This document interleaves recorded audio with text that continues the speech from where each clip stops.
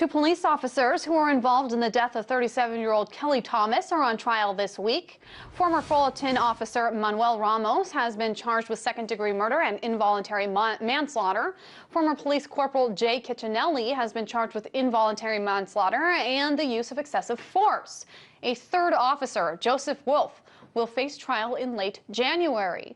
Now, this is the first time in the history of Orange County where police officers are on trial for their actions while on duty. The charges stem from this surveillance video showing the police officers beating Kelly Thomas with their fists and the butts of their guns, as well as tasing him no fewer than 4 times. Thomas eventually died from mechanical compression of the thorax, which made it impossible for him to breathe. For more on the trial, RT's Ramon Galindo joins me now. Ramon, thank you so much for joining me. Now, walk us through the moments that led up to Kelly Thomas's death.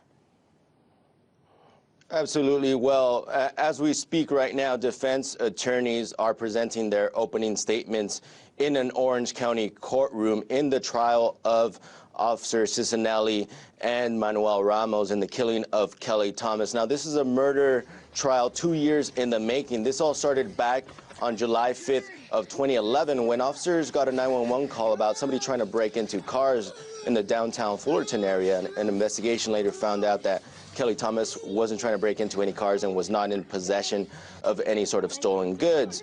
When Officer Ramos and Cicinelli confronted Kelly Thomas, they were questioning him, and according to the district attorney there in Orange County, Thomas was having a difficulty understanding the commands that police were giving them. After about 15 minutes of back and forth with Ramos, the notorious video then shows Ramos putting his fists up to Kelly Thomas's face and threatening to punch him with his fists.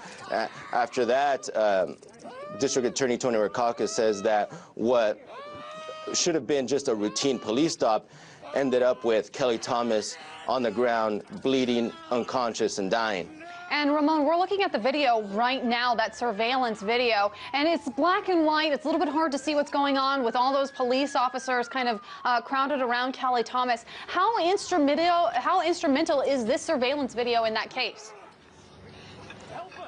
Well, this is really the center of the case, and as I mentioned earlier, District Attorney Tony Rakakis said that if it weren't for this tape and the audio recordings, police were equipped with with audio recorders on their bodies. If it weren't for these tapes, he probably could not have prosecuted this case. And really, the dissemination of these videos online and the efforts of Kelly Thomas's father, Ron Thomas, really resonated and got a lot of attention on this case. The final words of Kelly Thomas before he went unconscious were "Dad, Dad, Dad."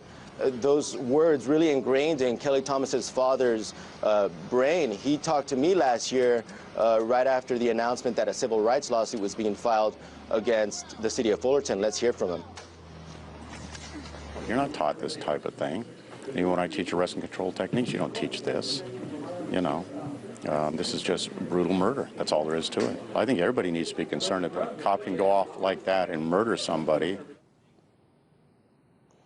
Right, and Ron Thomas is himself a former Orange County deputy. He was actually hoping for more severe charges against these officers. However, before the trial started, he said he is very confident that justice will be served.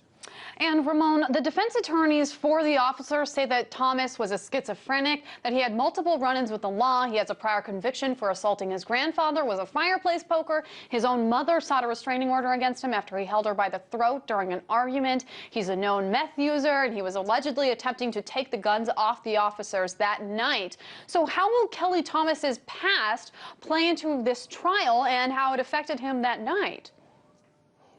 Right, we're going to definitely hear a lot about that during the trial from defense attorneys, and prosecutors are well aware of this. They say that it is routine for defense attorneys to distract from the actions that their clients did and then try to put the victim on trial. The defense attorneys say that the image of Kelly Thomas being a frail, mentally ill man is furthest from the actual case. But we also have to remember that The autopsy following Kelly Thomas's death found that he actually had no drugs in his system at the time of the beating. RT correspondent Ramon Galindo, thank you so much for bringing us that story, and I'm sure you'll be staying on top of this trial as it continues to develop. You bet.